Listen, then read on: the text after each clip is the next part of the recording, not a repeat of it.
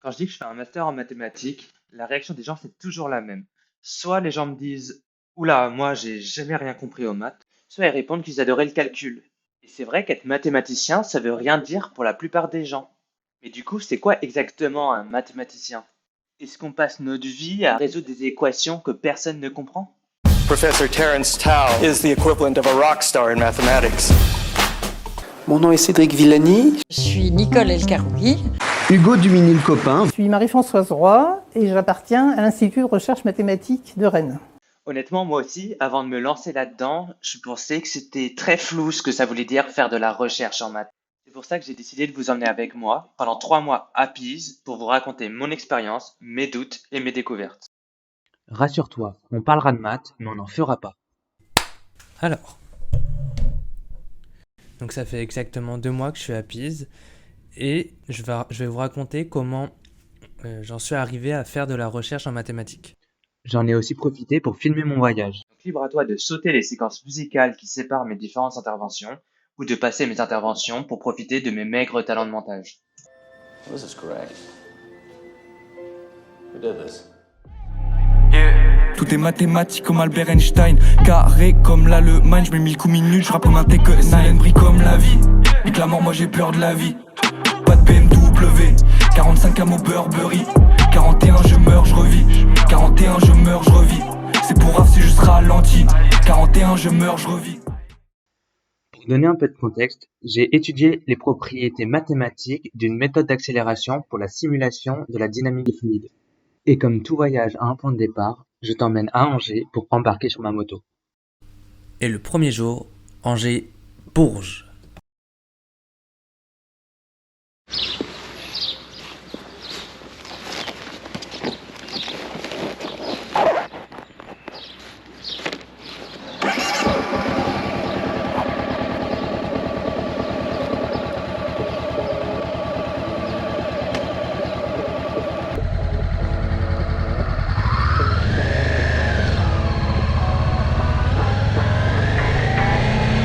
J'ai toujours tout fait à ma sauce, j'ai pas écouté les médisants, j'ai quitté tôt les bancs de l'école qui me trouvaient trop épuisantes. J'ai renié mon auréole quand mes plaies étaient trop vivantes. Contre les murs d'une cellule glauque ou sur le dos d'une étoile filante. Je suis parti loin de chez moi où m'a-t-on emmené de force. J'ai traversé mes peurs une à une de mon zèle de gosse. J'ai soulevé des montagnes même sous le ricanement de l'autre. J'ai connu l'infernal et puis le rayonnement de l'aube. J'ai voulu comprendre qu'il y avait décrété que ce monde pourri serait ainsi qu'on ne pourrait jamais rien y changer sans se faire fracasser par ceux qui portaient l'insigne. J'ai écrit des milliers de rimes que j'ai sorties en m'écorchant les tripes. Gardez vos cases et vos titres sauvages parmi les sauvages qui nagent en regardant les clips. Sans bouée de sauvetage, je nage dans l'immensité de la life band. Sèche ou au message que j'oublie pas d'où sont nées mes palabres. Si je suis pas là, c'est que je me balade. Veillez silo sur le champ de bataille contre les mythos et leurs plans de bâtard. Moi aussi Babylone m'a rendu malade. J'ai osé regarder mes dos.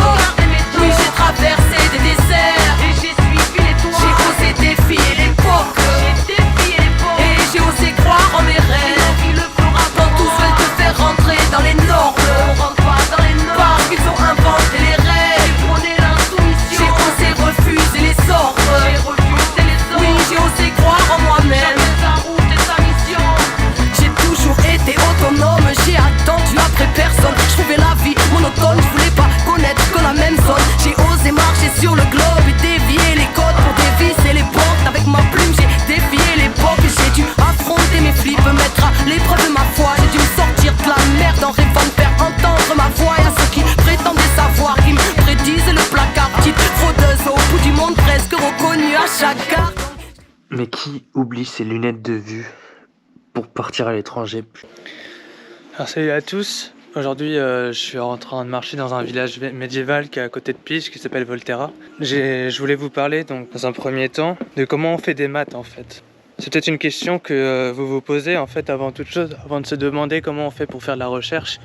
En fait ça veut dire quoi concrètement quand on fait des maths, qu'est-ce qu'on essaie de faire en fait, qu'est-ce que les maths essaient de produire. Bon, il y a plusieurs réponses à cette question, hein. Je peux pas être exhaustif et je pense que certains mathématiciens auront une réponse différente de la mienne. Les maths, en tant que science, ça sert notamment à décrire un monde logique et le monde qui nous entoure à l'aide de ce monde logique. De la même manière qu'on a eu besoin de compter les vaches et ensuite de les additionner dans un premier temps. Quand il y a eu l'essor de l'économie, on a eu besoin de pouvoir faire des calculs, etc. Les maths essaient justement à partir de raisonnements logiques, généraliser donc l'idée qu'on se fait des chiffres dans un premier temps. Et puis ensuite, ça a permis aussi de généraliser à des concepts plus complexes, donc par exemple les concepts d'équation, les concepts de fonction, donc qui ont permis d'en arriver là où on est aujourd'hui. Par exemple, faut s'imaginer que les maths, ça part de définition, c'est-à-dire qu'on pose un postulat, on pose un objet, et on va essayer de le décrire de la meilleure façon possible. Une fois qu'on l'a décrit, on essaie de voir ce qu'on peut en faire. Typiquement, si on parle d'une table, et qu'on voit ça comme un objet mathématique, la table, on a besoin de la décrire. Typiquement, j'ai un enfant qui n'a jamais vu de table. Comment je lui explique ce que c'est qu'une table pour que s'il voit une table, il se dise « Ok, je sais que c'est une table ». Une approche simple serait de dire une table, c'est un plan et 4 pieds. Mais le problème, c'est quand je dis ça, en fait, l'enfant, il pourrait voir un tabouret et dire « Ce tabouret est une table, j'ai 4 pieds, j'ai un plan ». Et à partir de là, en fait, tout ce qui est à 4 pieds un plan, ou 3 pieds un plan, parce que j'ai des supports et quelque chose sur lequel je peux poser des objets, je considère que c'est une table. Donc en fait, à partir de la simple définition d'une table, c'est des pieds et un plan, on n'a pas suffisamment d'informations pour définir la table. Les maths, c'est prendre des objets simples, typiquement les carrés, les cercles, les rectangles, et essayer de leur donner, de les définir de la manière la plus précise possible pour qu'il n'y ait pas ambiguïté. Donc une façon de soulever l'ambiguïté pour ce qui est du cas des tables et des tabourets, ça pourrait être précisé que la table, elle doit être à une certaine hauteur pour qu'on puisse y manger ou y faire des activités manuelles sans avoir d'efforts à faire pour être à hauteur de la table. Donc en définissant la table comme ça, on a déjà posé plus de propriétés qui sont propres à la table, c'est-à-dire d'être à la bonne hauteur pour que l'être humain de taille standard puisse l'utiliser sans se baisser. Cette définition, elle me donne l'idée de ce que je dois avoir d'une table. Ça peut aussi, on peut aussi en découler des propriétés. Typiquement, une table, elle a au moins un pied. Donc ça, c'est une propriété des tables. Les tables, elles ont toutes au moins un pied ou un support.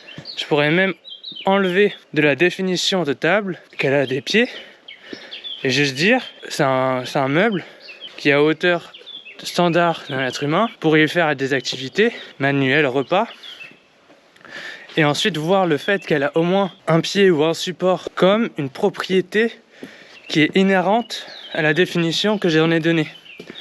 C'est-à-dire que la table, j'ai pas spécialement besoin de dire qu'elle aura un support. Et ça en découle du fait qu'elles doivent être maintenues à hauteur d'un être humain standard.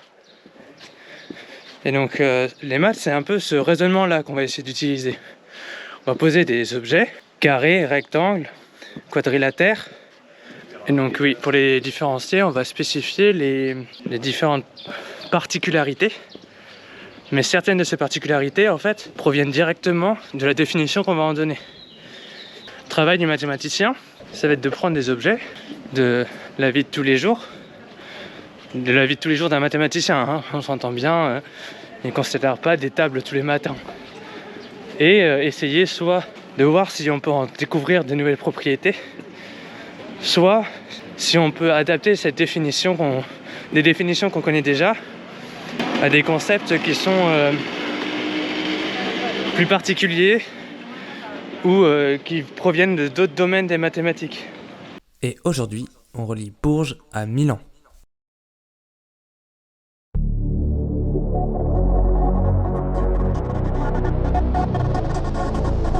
Dans mon esprit tout divague, je me perds dans tes yeux, je me noie dans la vague de ton regard amoureux. Je ne veux que ton âme divagant sur ma peau, une fleur, une femme dans ton cœur Roméo. Je ne suis que ton nom, le souffle lancinant de nos corps dans le sombre, animé lentement. Et la nuit je pleure des larmes qui coulent le long de mes joues. Je ne pense à toi que quand le jour semble que ça bat sur moi mes tristes démons. Dans l'abîme sans fond, aime-moi jusqu'à ce que les roses fassent que nos âmes sombrent dans les limbes profonds. La la la la la la la la la la la la la la la la la la.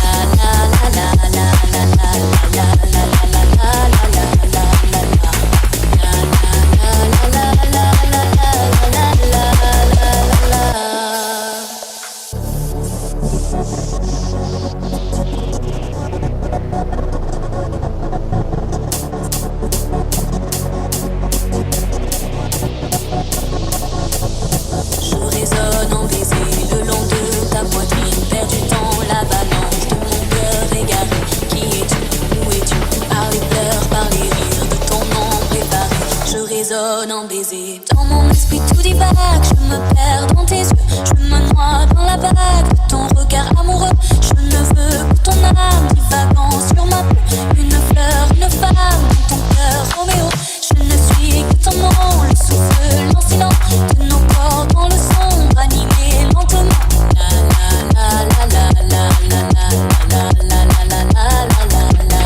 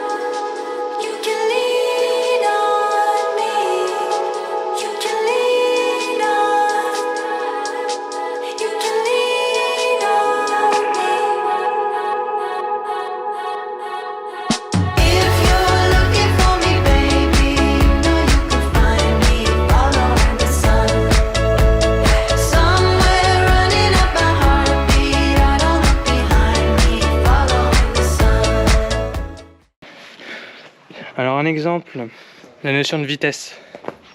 En fait, la notion de vitesse, c'est une notion très humaine. Je pense que tout le monde est d'accord pour dire ce que c'est. En fait, les mathématiques, elles utilisent la définition que l'être humain a envie d'en donner naturellement pour créer ce qu'on appelle la dérivée d'une fonction. La dérivée d'une fonction, c'est la vitesse à laquelle elle évolue. Et ça provient directement de la notion de vitesse qu'on a en physique, par exemple. C'est-à-dire que ma fonction, elle va avoir une dérivée positive si elle évolue dans le sens où elle augmente. Et c'est logique, parce que si j'ai une vitesse positive, c'est que j'avance. En fait, les maths, c'est beaucoup de créations comme ça, d'idées abstraites, mais qui proviennent de résultats naturels, d'intuitions, qui peuvent s'expliquer avec des mots simples. Et là où c'est fort, les mathématiques, c'est qu'on arrive à transposer ça dans un monde super abstrait. Et c'est ça qui rend le truc intéressant. Parce qu'une fois qu'on est dans l'abstraction, on augmente le champ des possibles. Typiquement la vitesse, là où au début ça semble s'appliquer qu'à des objets matériels qui se déplacent, eh bien la dérivée va pouvoir s'appliquer aux transformations et à l'évolution de la bourse, qui a priori n'a rien à voir avec Usain Bolt. Et donc les mathématiques relient les deux. Toute cette capacité qu'ont les maths de ne pas se donner de domaine d'application, mais juste voir le monde de façon abstraite, c'est toute la puissance des mathématiques. Et enfin, on relie Milan à Pise.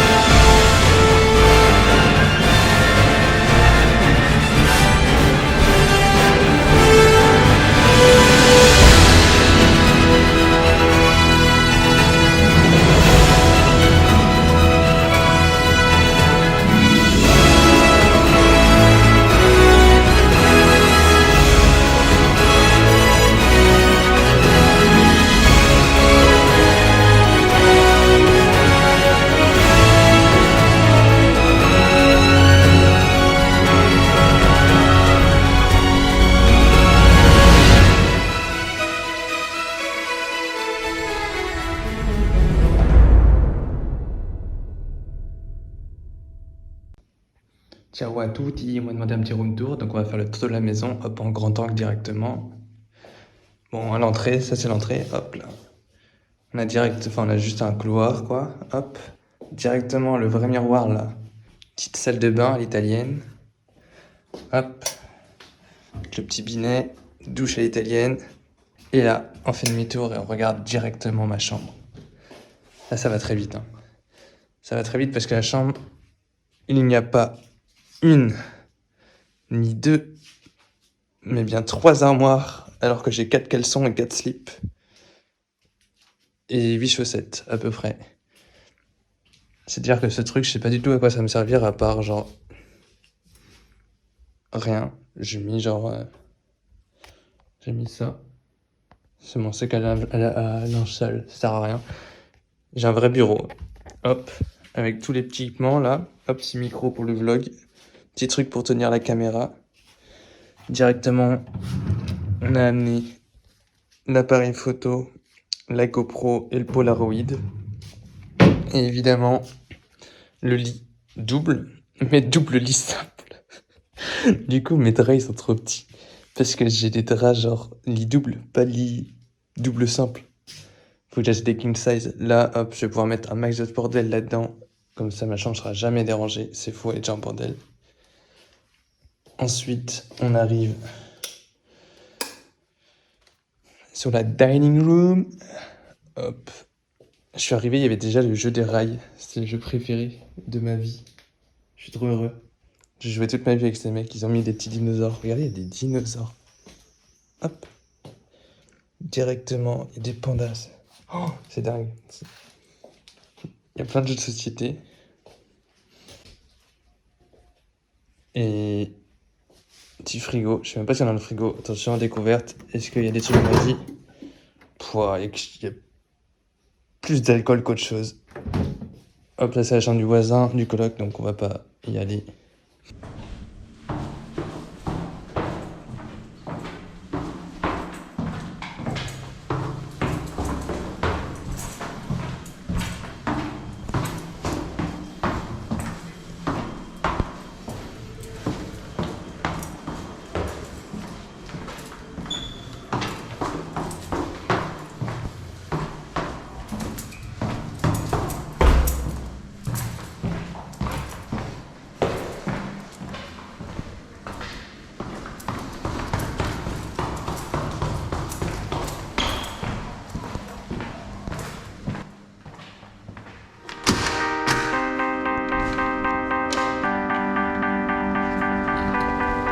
J'ai peur de finir seul, peur de finir sage, ou en enchaînant les vers de mes initiales. Ne sois pas naïf, fais un stop de pansement. Le monde est un jeu où les participants se mentent. Pas besoin d'école, je veux créer sans condition. Nique les phénomènes de mode, les cons sans conviction. 100% superficiel dès l'embryon. Je voulais juste laisser une trace comme Cendrillon. Il faudra nous guérir, il faudra nous guérir, il faudra nous guérir.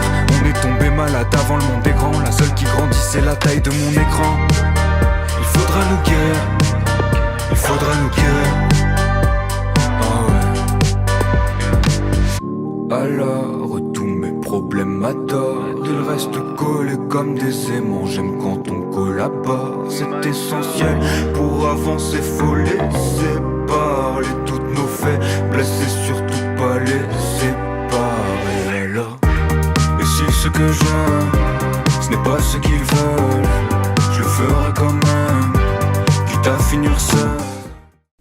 Bon bah du coup bilan du premier jour, donc au stage à l'institut de bureaurobotique de l'école. Donc l'institut il se situe pas exactement à Pise, il est à 15 minutes de train. Donc tous les matins je dois prendre le train pour aller au bureau quand j'y vais. Je suis arrivé, il y a mon directeur de stage, donc Giovanni Stabile, qui m'attendait. Donc il m'a fait faire un tour du laboratoire, donc avec les différentes équipes. Moi je suis dans une équipe qui n'est pas encore créée. En fait c'est un projet qui vient d'être lancé il y a un mois. Et donc je suis la première personne à travailler avec donc le directeur du projet. Donc il se trouve qu'on n'a pas encore de salle qui est spécialement créée pour nous. Et de toute façon on n'en a pas vraiment besoin. Donc on a fait un tour. Il m'a présenté là où j'allais devoir travailler. Donc il y a un open space qui est réservé pour les étudiants, donc soit en doctorat, soit les internes, soit les stagiaires. soit les postdocs. Et on a fait les formalités administratives, donc j'ai pu récupérer mon code fiscal italien. J'ai récupéré aussi mon badge pour pouvoir rentrer un peu quand je veux dans le laboratoire. On en a profité pour aller voir... Giovanni en a profité pour me montrer où est-ce que j'étais censé aller pouvoir manger. Puis ensuite, quand on est revenu, il se trouve que la place que j'étais censé prendre dans l'open space, elle n'était pas disponible du tout. Donc en fait j'ai juste pas de bureau pour le moment, donc je suis dans le bureau de Giovanni parce que là il est en déplacement, et plus tard je crois qu'il y aura des places dans l'open space qui vont se libérer. Après ça je me suis installé dans le bureau de Giovanni, puis on allait manger avec une des personnes que j'ai pu rencontrer avec Giovanni durant la visite, qui a été super sympa de m'accueillir, qui m'a présenté son équipe. Et après manger, le travail commence. Alors pour le travail, donc Giovanni m'a donné différentes pistes. Déjà, il m'a réexpliqué ce qu'on allait faire, mais plus en détail. Parce que jusque-là, en fait, j'avais eu une présentation de 15-20 minutes où il m'avait expliqué le projet, quel était le projet à long terme pour ce qu'il voulait commencer, quelle était l'idée générale, quelles étaient les maths qui allaient avoir un rôle dans tout son projet. On n'a jamais pris le temps de discuter de ce que j'allais faire moi exactement. J'avais le nom du stage qui est très compliqué, et en fait ce qui se base en fait sur plusieurs domaines des mathématiques, plusieurs approches mathématiques d'un problème que je connais pas du tout. Donc c'était difficile de comprendre tout seul tous les mots. Individuellement je voyais bien ce que ça voulait dire, mais mis tous ensemble c'était trop compliqué pour le niveau Master 1. Donc là on a pris le temps de discuter de quelle était l'idée, le projet, mon projet en tout cas, de moi ce que j'allais devoir faire sur les 3 mois à Pise. Et au passage discuter de lui ce qu'il espérait pouvoir faire à la fin de ces 3 mois avec moi. À quoi ça allait lui servir pour plus tard, et dans quelle mesure ça servait une plus grande cause qui est le projet que Giovanni est en train de commencer, qui va durer 5 ans. Il m'a donné beaucoup en stage de mathématiques, on peut pas arriver et connaître déjà le sujet, ou alors c'est qu'on est déjà expert, auquel cas on n'est pas interne, on est juste chercheur. Donc en tant qu'interne, je dois m'acclimater à tout l'environnement mathématique que je vais devoir comprendre et manipuler pour pouvoir continuer la recherche à mon tour. J'ai passé à peu près 3 heures l'après-midi à lire, j'ai deux livres entiers avec des chapitres que je dois lire et comprendre. Ensuite, une fois que j'aurai lu ces livres, je vais avoir 2-3 papiers universitaires, 2-3 articles à lire. Une fois que je me serai imprégné de ces articles, que j'aurai compris les enjeux, les idées et comment elles sont mises en place, je vais pouvoir à mon tour utiliser les idées proposées pour pouvoir pousser la recherche dans la direction qui nous intéresse nous. Et après j'ai travaillé. Double 7 c'est un département, mais ma maison c'est chez la D. Elle fait des manières mais je peux l'acheter. Il flex avec une montre mais je peux l'acheter. On est 4 autour de la table, solo je me la tape, je fais de la merde comme d'hab. On est 4 autour de la table, solo je me la tape, je fais de la merde comme d'hab. On dit comme crâne 77 77, sauf que c'est pas le vrai crâne 77 77, ok. On dit pour le crâne 77 77, sauf que c'est pas le vrai crâne 77 77, ok.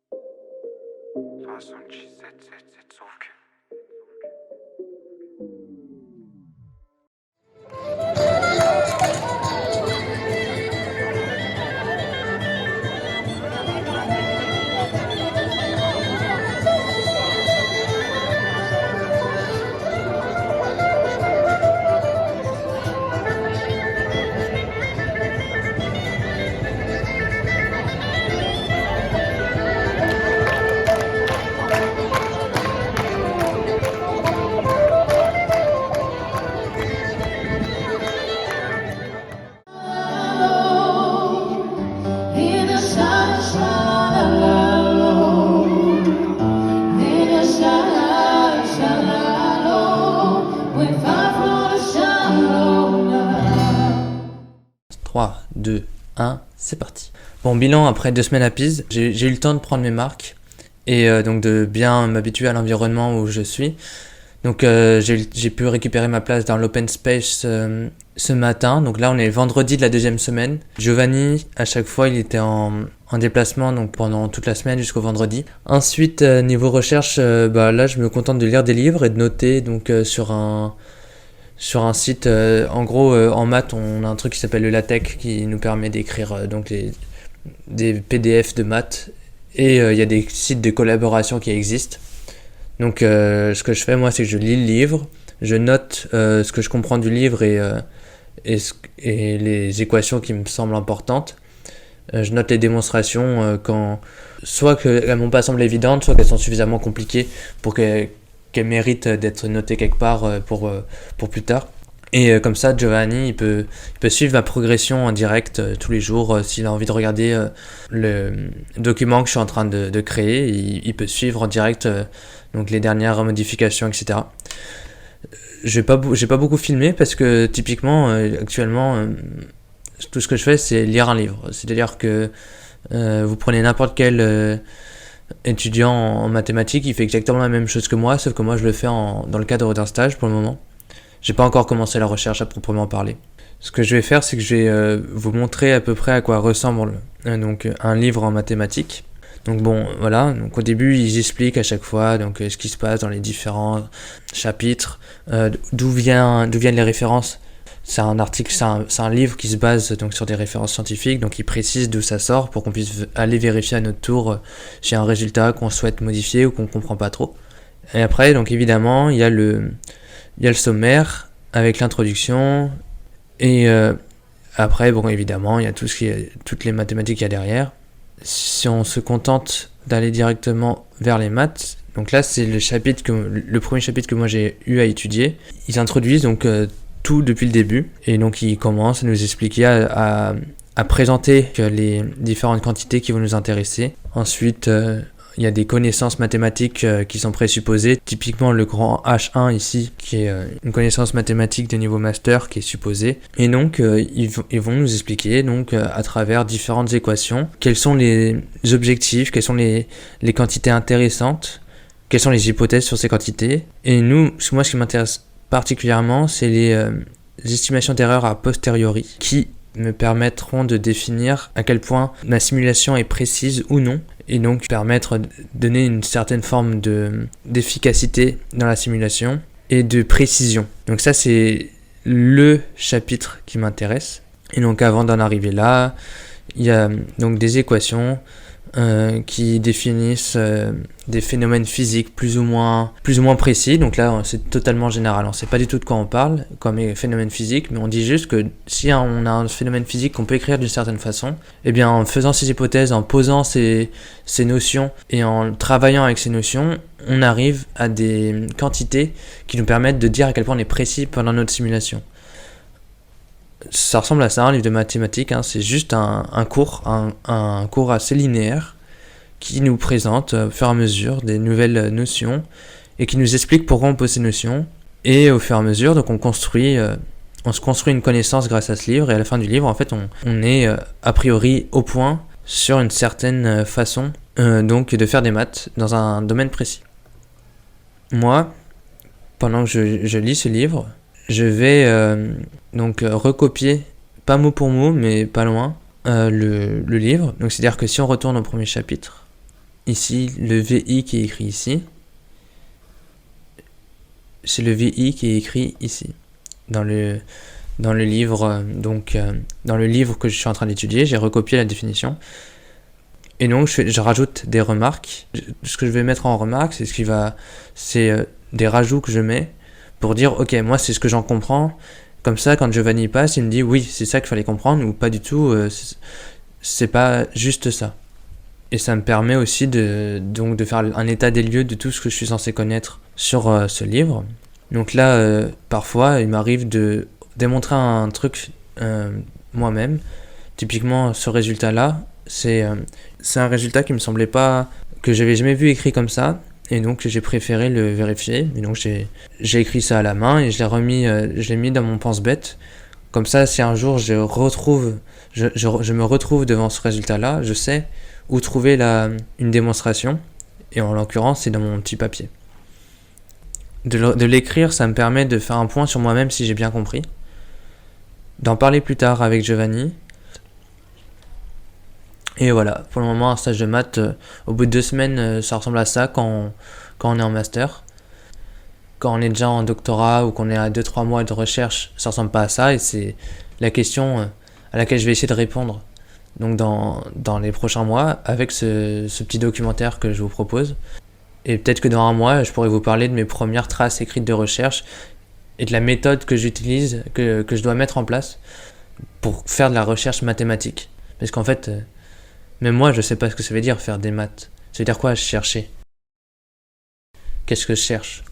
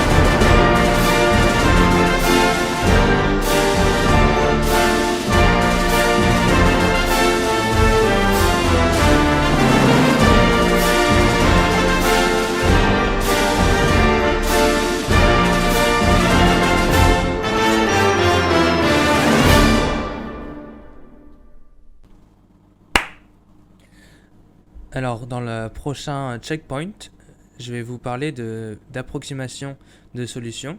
Donc, j'aimerais bien vous définir un peu ce que c'est juste rapidement avant. Donc, faut savoir qu'en maths, il y a beaucoup de choses qui viennent de la physique. Parce que c'est deux matières deux sciences qui sont étroitement liées. Et un concept physique qui est très connu, qui est très utilisé en mathématiques, c'est la seconde loi de Newton, qui dit que la masse fois l'accélération est égale à l'ensemble des forces qui s'appliquent sur un objet.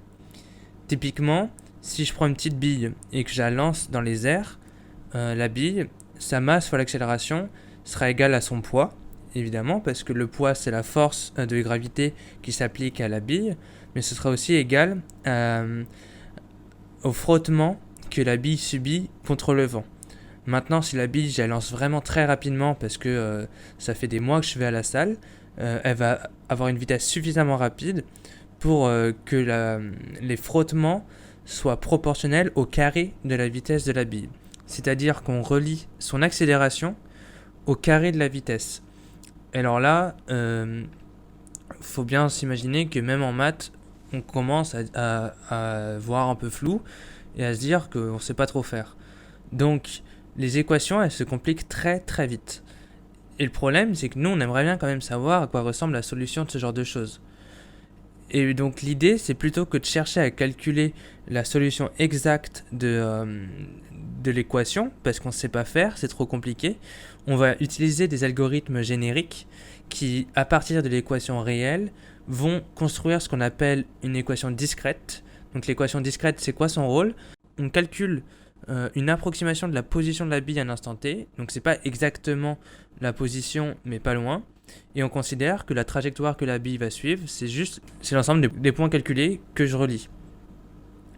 Et l'intérêt de ce genre de méthode, c'est qu'on a un contrôle sur la précision, c'est-à-dire que plus je considère d'instants sur lesquels je calcule la position de la bille, plus je vais être précis, c'est logique, mais je sais à quel point je vais l'être.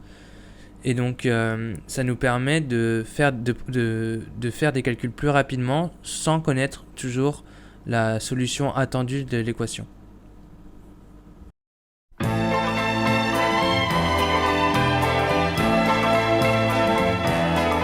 Vers les docks où le poids et l'ennui me courbent le dos. Ils arrivent le ventre alourdi de fruits, les bateaux. Ils viennent du bout du monde apportant avec eux des idées vagabondes, reflets de ciel bleu, de mirages. Traînant un parfum poivré de pays inconnus et d'éternels étés où l'on vit presque nu sur les plages. Moi qui n'ai connu toute ma vie que le ciel du Nord. J'aimerais débarbouiller ce gris environ de bord. Emmenez-moi au bout de la terre, emmenez-moi au pays des merveilles. Il me semble que la misère serait moins pénible au soleil. Dans les bars à la tombée du jour avec les marins. Quand on parle de filles et d'amour, un verre à la main. Je perds la notion des choses et soudain ma pensée m'enlève et me dépose un merveilleux été sur la grève. Où je vois tant dans les bras l'amour qui comme un fou court au devant de moi et je me pends au cou de mon rêve. Quand les bars ferment que les marins rejoignent leur bord. Moi je rêve encore jusqu'au matin, debout sur le port.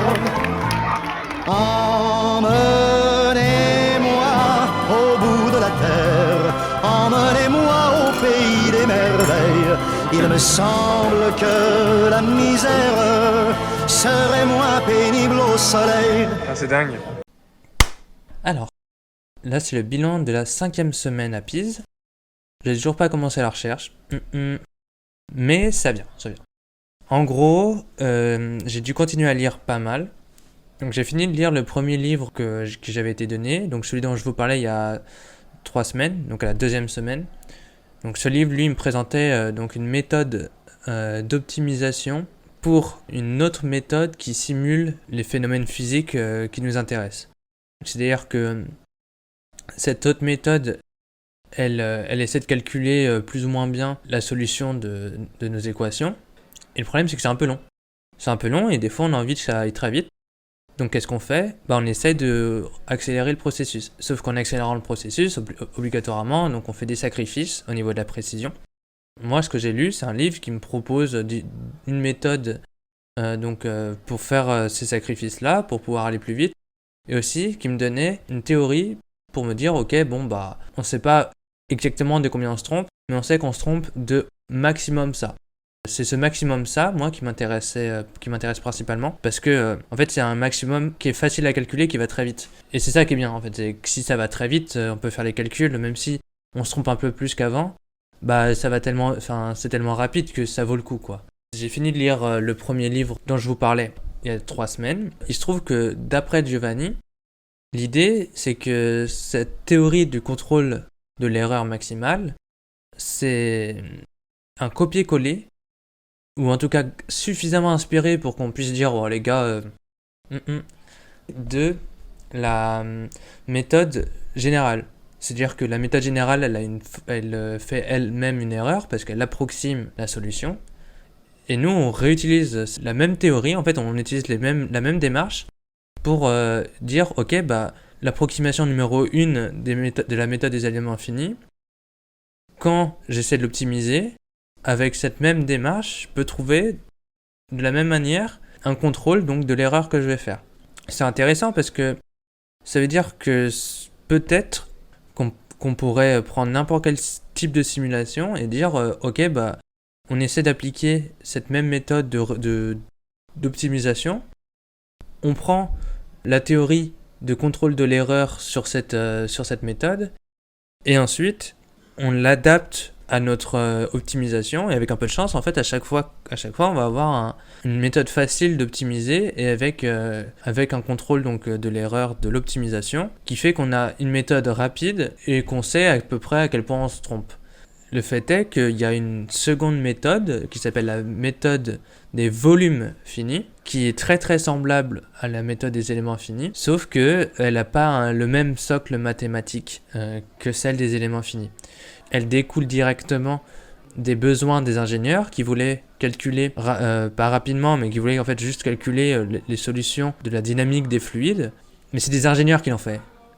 Et donc il n'y a pas beaucoup de théorie mathématique derrière la méthode donc dite des volumes finis, et encore moins de théorie sur l'erreur en fait.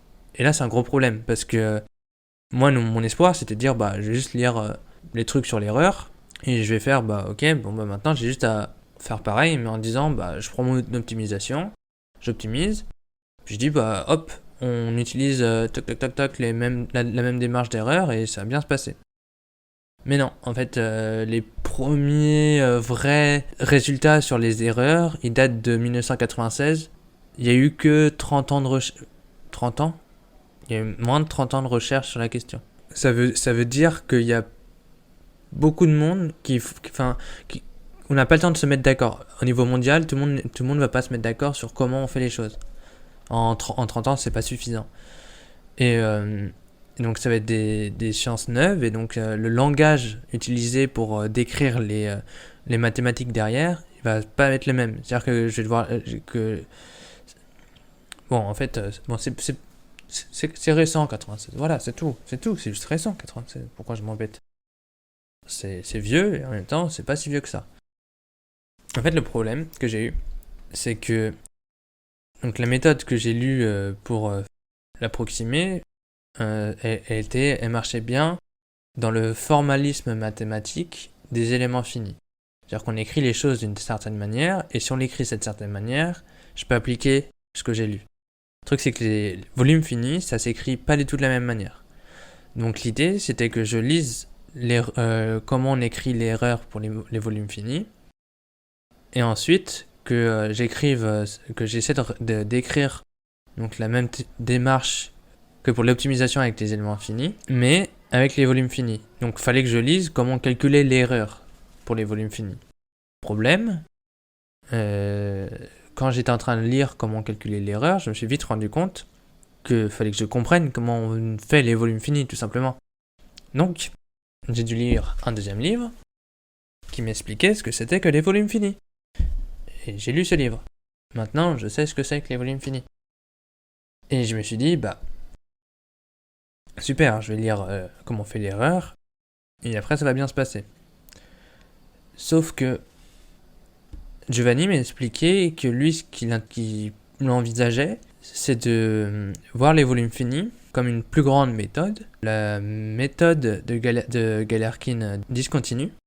Donc la méthode de Galerkin discontinue, c'est quoi ? C'est une simulation plus générale, donc qui est purement mathématique et qui va donc généraliser les méthodes des éléments finis et des volumes finis. Ces deux méthodes, c'est un cas particulier de la méthode de Galerkin discontinue. La méthode de Galerkin discontinue, je l'écris de la même manière que la méthode des éléments finis. Et cette façon d'écrire les éléments finis, et donc aussi de la méthode de Galerkin discontinue, l'avantage, c'est qu'avec le livre que j'ai lu il y a 2 semaines, je sais bien l'utiliser pour calculer l'erreur. Donc, je me suis retrouvé dans la situation où il fallait que je lise comment on arrive de la méthode de Galerkin discontinue vers les volumes finis et vers les éléments finis. Sauf qu'on rappelle que je ne savais pas non plus ce que c'était que les éléments finis. Donc j'ai lu un livre sur les éléments finis. Donc maintenant je sais ce que c'est que la méthode des éléments finis. Le problème, c'est que la méthode de Galerkin discontinue, étant beaucoup plus générale, elle est aussi plus compliquée à comprendre. Donc j'ai dû comprendre, mais de loin. Donc ça faisait le 4e livre que je lisais en 5 semaines, je commençais un peu à avoir la tête sur le point d'exploser. Mais j'ai parcouru le truc et je comprends bien pourquoi c'est vrai de dire que cette méthode, elle généralise les 2 autres. Bon, ensuite j'ai vu dans ce livre que la méthode des éléments finis et des volumes finis, en plus d'être 2 méthodes qui sont donc un cas spécifique d'une méthode plus générale, ils sont un peu pareils aussi. Dans certains cas, on peut dire que c'est un peu les mêmes. Pas exactement, mais c'est un peu les mêmes. Donc c'est bien parce que ça nous dit quand même que si ça marche dans un cas, ça doit marcher dans l'autre. En fait, ça c'est cool. Sachant cela, je suis revenu vers la méthode de Galerkin discontinue et maintenant, je vais essayer d'écrire la théorie donc de l'optimisation pour la méthode de Galerkin discontinue dans le cas des volumes finis. Je prends mes volumes finis, je l'écris sous forme de Galerkin discontinue, j'optimise, j'ai l'erreur, et le tour est joué, normalement. Et ça c'est l'espoir. Et donc là, la semaine prochaine, il va falloir que je m'assure que la méthode d'optimisation, elle marche dans le cas des Galerkin discontinues. Essayer d'implémenter ça sur l'ordinateur, voir les résultats, et avec un peu de chance, ça va être dingue.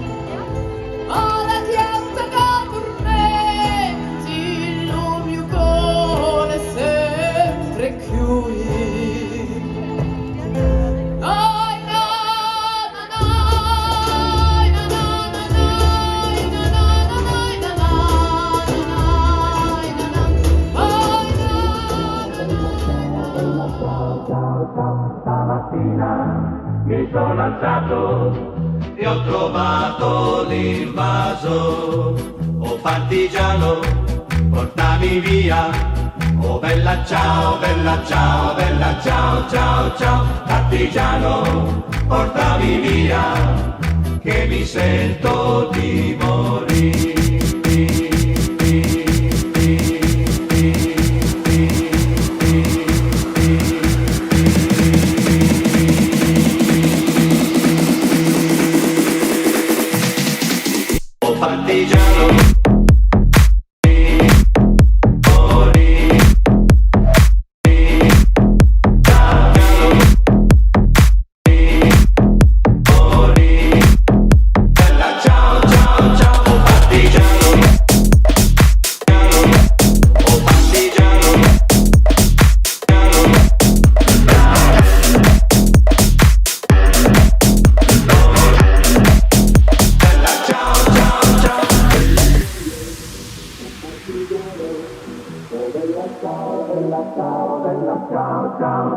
E se muoio da partigiano, tu mi devi seppellire e seppellire lassù in montagna. Oh bella ciao, bella ciao, bella ciao, ciao, ciao. Seppellire lassù in montagna, sotto l'ombra di un bel fiore.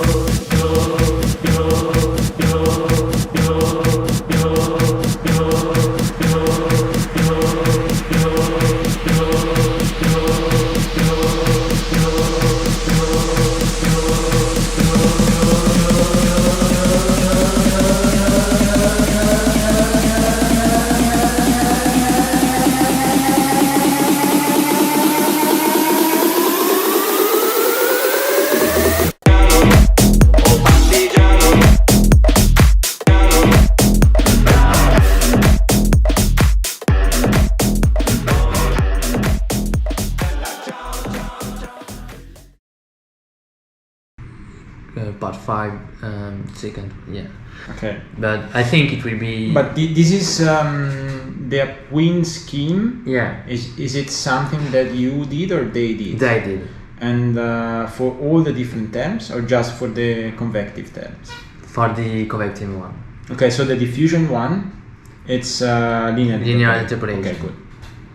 So to me, it looks like the basic finite volume. Yeah, that's the easiest way, and actually it's something that usually it's working. So you did everything in H10. Yeah.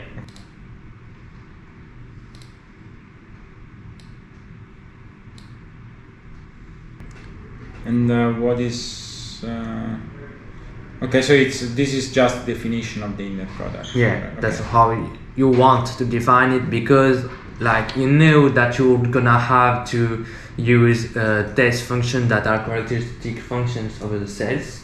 So you want to have the characteristic function of the cell volume 1C, and one way to have it symmetric everything is to just write this as 1C minus. Mm-hmm. So to me it makes sense. Yeah. Alors, donc ça fait exactement 2 mois que je suis à Pise et je vais vous raconter comment j'en suis arrivé à faire de la recherche en mathématiques. Donc j'ai appris ce que c'était donc les 2 méthodes de simulation dont je vous ai parlé, la méthode des éléments finis et la méthode des volumes finis. Et j'ai aussi découvert une méthode d'optimisation qui peut s'appliquer aux éléments finis. Et donc moi, comme je vous racontais la dernière fois, mon objectif c'était de transposer donc, cette méthode d'optimisation dans le cadre des volumes finis. Mais le problème c'est que ces 2 méthodes elles s'appliquent pas du tout de la même manière, et donc j'avais besoin de trouver un cadre de travail en mathématiques qui me permettait de transposer les 2 méthodes. Donc mon travail en tant qu'interne, c'est pas d'avoir des idées qui sortent de nulle part, mais c'est plutôt de travailler donc avec mon superviseur pour voir les idées qu'il a lui en tête et essayer moi de les mettre en place. Donc l'idée de Giovanni, c'était d'écrire la méthode des volumes finis dans le même cadre que la méthode des éléments finis. Donc comme je vous racontais la dernière fois, l'une des manières que j'ai trouvées en premier lieu, c'est la méthode dite de Galerkin discontinu, qui permet d'englober la méthode des éléments finis et la méthode des volumes finis dans un seul cadre de travail. Mais le problème de cette méthode, son grand désavantage, c'est qu'elle a peu d'intérêt informatique. Et surtout, elle n'écrit pas vraiment les deux méthodes comme on le voudrait. Donc j'ai dû fouiller un peu. Et en fouillant un peu, je suis tombé sur certains articles qui me présentaient la méthode dite de la boîte, donc qui ressemble presque à ce que je voudrais faire, mais à quelques détails près. Le truc, c'est que à ce moment-là, j'avais que ça à me mettre sous la dent, donc j'ai investigué un peu ce que c'était que cette méthode, j'ai lu des articles. Si je vous montre sur mon ordinateur ce que c'est que les articles en question, on a cet article-là, donc qui s'appelle « Méthode des volumes finis ». Et donc là, il va me présenter ce que c'est que la méthode générale des volumes finis. Et donc, il me décrit exactement ce que j'en sais. Mais ce qui est important, c'est qu'il va appeler quelque chose la méthode des volumes finis centrée. Moi, je me rends compte qu'il travaille quand même dans un contexte particulier qui est proche donc, de la méthode de Galerkin discontinu. Donc, je me dis que c'est peut-être intéressant de fouiller par ici, parce que c'est ce que j'ai trouvé de plus proche des volumes finis écrits sous la forme des éléments finis. Et en fouillant un peu plus, je tombe sur une formulation dite de Petrov-Galerkin qui suit donc certaines références, qui est dite de Bank and Rose, et qui m'écrit les volumes finis sous la forme 11 qui est ici. Et cette forme 11, elle ressemble exactement à ce que je voudrais. Le seul désavantage que j'en trouve, au lieu d'être une méthode dite de Galerkin, c'est une méthode dérivée qui est dite Petrov-Galerkin. Et moi, je cherche justement une méthode de Galerkin. Donc, je suis un peu ennuyé. Et je me dis quand même que je vais aller chercher donc, ce que c'est que cette référence de Bank and Rose, qui est la suivante. Et donc, Bank and Rose, ils vont nous décrire une méthode qui me permet donc de relier la méthode des éléments finis à la méthode de la boîte. En fait, ce qui est intéressant, c'est que je suis pas loin de ce que je voudrais faire. Je suis vraiment à 2 doigts de trouver, d'écrire les volumes finis comme je souhaite. Mais j'ai pas exactement le bon résultat, mais je me dis que je peux m'en inspirer. Et en fait, en fouillant un peu plus, je vais découvrir un livre. Le livre s'appelle La méthode de la discrétisation de gradient. Et ce livre-là, il va me présenter une méthode qui s'appelle l'approximation des volumes finis sur 2 points, qui m'écrit exactement de la manière que je veux les volumes finis, mais genre vraiment exactement. Donc là, je me dis que j'ai trouvé le bon bout, mais le problème, c'est que la méthode est très succinctement décrite, et en fait, ils s'y attardent pas. Ils disent juste qu'ils essaient de regrouper 3 méthodes dans une seule, mais moi, c'est juste une des méthodes qui m'intéresse. Donc, qu'est-ce que je vais faire ? Je vais chercher dans les références le papier qui définit la méthode qui m'intéresse. Et en fouillant de plus en plus, je tombe sur un autre article.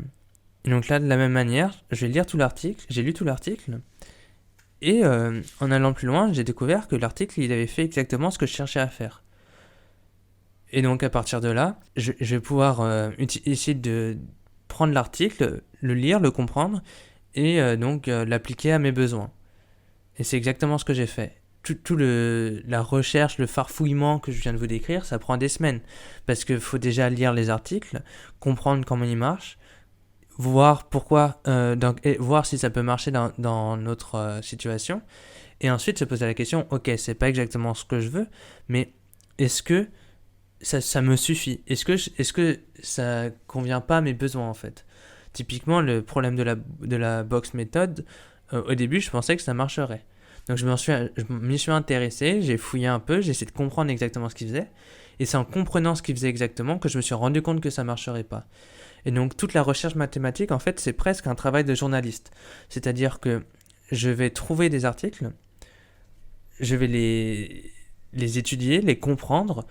C'est pas possible de lire autant d'articles scientifiques et de tout comprendre, mais essayer de comprendre les grandes idées, essayer de voir si c'est vrai, si on est convaincu par ce qu'ils disent, et aussi voir d'où viennent leurs références, pour voir si leurs références n'ont pas d'autres idées qui me permettraient moi donc d'adapter leurs résultats. Et donc ce travail de journaliste, c'est vraiment trouver une information, essayer de la comprendre. Ensuite, une fois qu'on a à peu près compris ce qui se passait, comprendre pourquoi c'est vrai, d'où elle vient, voir si on est capable d'utiliser l'idée qui est transmise pour l'appliquer à mon propre problème. La recherche en mathématiques, ça ressemble à peu près à ça, c'est-à-dire qu'on a une idée. Cette idée, on essaie de voir s'il y a des résultats qui vont dans cette direction. Donc pour ce faire, on lit des livres, on lit des articles, on fouille sur Internet, on écrit des mots-clés dans tous les sens, en anglais, en français, jusqu'à trouver des articles qui essaient de faire un peu ce qu'on essaie de faire, parce qu'on est rarement les seuls à avoir eu cette idée, à se poser cette question, mais pas exactement la même. C'est-à-dire que la majorité des gens, ils se sont posé une question qui est vraiment pas loin, mais c'est pas exactement la même question. Mais donc du coup, ça nous donne des pistes, et des fois, comme moi, comme j'ai eu la chance de le voir, ça mâche le travail. Et une fois qu'on arrive à avoir ce travail mâché, on peut vérifier avec soit des exemples simples en mathématiques ou avec des simulations numériques, si notre idée était la bonne et si ça marche comme on souhaite que ça marche. Et à partir de là, si ça marche à peu près comme on le voudrait, on peut se dire qu'on tient quelque chose et qu'il faut pousser dans cette direction. Et donc moi, j'en suis là actuellement à me demander, est-ce que tout le travail que j'ai fait ces 2 derniers mois valait le coup, dans le sens où j'ai pris la bonne direction depuis le début. Si c'est pas le cas, c'est pas grave, j'en trouverai une autre. Et donc ça conclut mon 3e et avant-dernier update. You promised a lifetime, but left in a moment. I wonder if you even think about me. Throw me a lifeline, cause I'm barely floating, stranded and broken. You know you got me lost in the dark. Is it too late? Is it too late for us?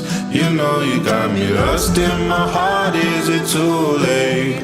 Is it too late for us? Oh, why'd you get me so high to leave me so low, to leave me so low? Oh, I was wasting my time, hoping you'd call, but damn, you're so cold. Oh, why'd you make me feel safe, just to walk away, just to let me go? Oh, why'd you get me so high, to leave me so low, to leave me so low?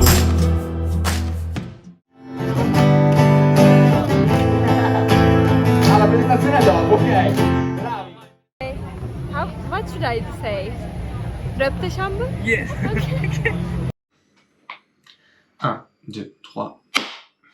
Alors là, on est quelques semaines après la fin de mon stage. J'ai pas eu le temps de faire la dernière vidéo parce que j'étais un peu surbooké. J'avais beaucoup de choses à faire, des amis qui venaient me voir, etc.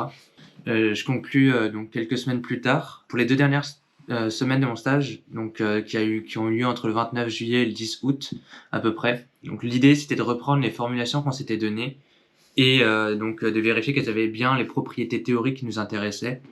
Donc ça a été la première semaine de ces 2 dernières semaines. Donc je vérifiais la symétrie, le caractère coercitif, la continuité par rapport aux données du problème. Ça, c'est une partie théorique encore qui était assez importante parce que ça nous permettait, entre guillemets, de vérifier que ce qu'on avait écrit, ça avait les bonnes propriétés pour qu'on y applique la théorie qu'on voulait appliquer.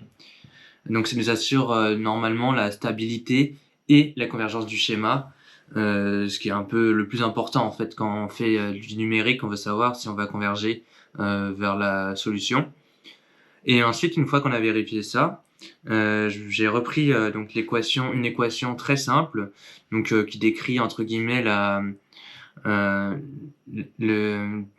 dispersion de la température donc dans une pièce, et j'ai appliqué ma formulation à cette équation. Et je me suis donc donné ce problème et je me suis dit on s'est dit on va essayer de le décrire avec notre schéma numérique, et on va essayer donc de l'appliquer sur un ordinateur. Donc j'ai décrit étape par étape comment on calculait toutes les quantités qui nous intéressaient donc dans le problème. Donc il y a plein de petites quantités mathématiques qui sont pas très intéressantes à décrire, mais que nous on a besoin de calculer pour faire nos estimations. Et ensuite il fallait l'implémenter. Donc j'avais un algorithme où je décrivais exactement étape par étape ce qu'il fallait calculer. Mais le problème, c'est que moi, je suis de formation mathématique fondamentale, et l'écrire sur un ordinateur, c'était pas évident pour moi. Donc il aurait fallu que je me forme en une semaine à la programmation. C'est quelque chose que j'ai pas eu le temps de faire, évidemment, ça se fait pas en une semaine. Donc ce qu'on a fait avec Giovanni, c'est qu'on prenait des rendez-vous réguliers pour que lui, il essaie de l'implémenter donc dans un code open source qui s'appelle OpenFOAM. L'idée, c'était de pouvoir utiliser ce que j'ai fait avec OpenFOAM pour profiter donc des optimisations qui existent déjà dans ce logiciel, tout en utilisant l'implémentation que je propose. Donc moi, j'étais pas du tout capable de lire ce code, alors que Giovanni si. Donc on a pris des matinées pour essayer de tout écrire en programmation. Le problème, c'est qu'il y a quand même des difficultés, même pour quelqu'un qui s'y connaît bien. Donc, je pense que ça aurait été un travail qui aurait dû prendre au moins 2-3 semaines au lieu d'une. Donc on n'a pas eu le temps de tout écrire. Donc ça a été un peu laissé en suspens à la fin du stage. On ne sait pas encore si ce que j'ai proposé, ça marche bien. Dans la suite, ce genre de problème, on ne le laisse pas en suspens non plus. C'est-à-dire que moi, je vais continuer à travailler avec Giovanni.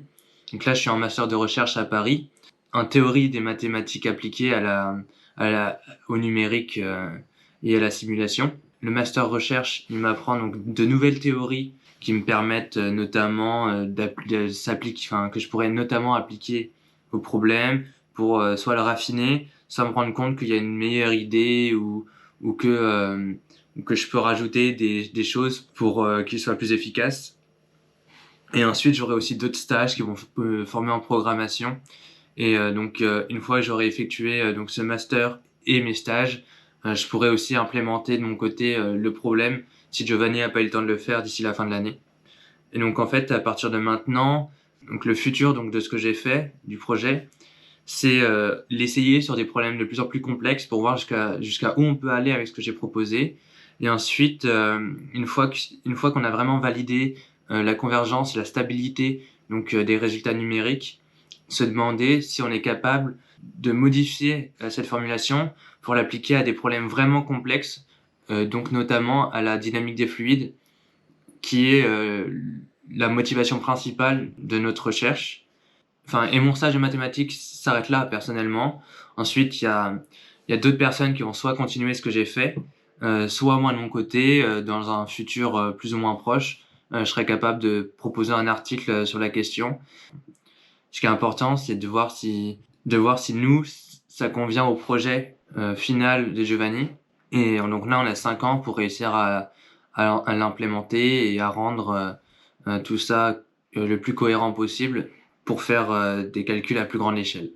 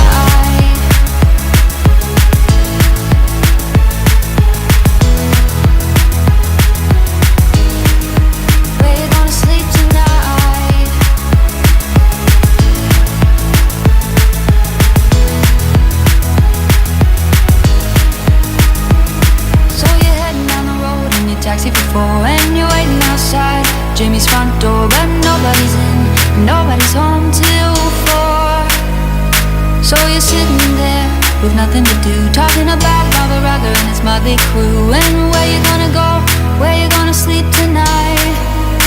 And you're singing the songs, thinking this is a life. And you wake up in the morning and your hair feels twice the size. Where you gonna go, where you gonna go, where you gonna sleep tonight? And you're singing the songs, thinking this is a life. J'espère que mon petit documentaire vous aura plu. Moi personnellement, je compte bien continuer les maths et peut-être que si ça vous plaît, je proposerai de nouveaux documentaires sur des stages plus longs. Donc les stages de 6 mois que j'effectuerai les 2 prochaines années et peut-être vous proposer un aperçu de ce que c'est qu'une thèse en mathématiques, au moins dans mon domaine.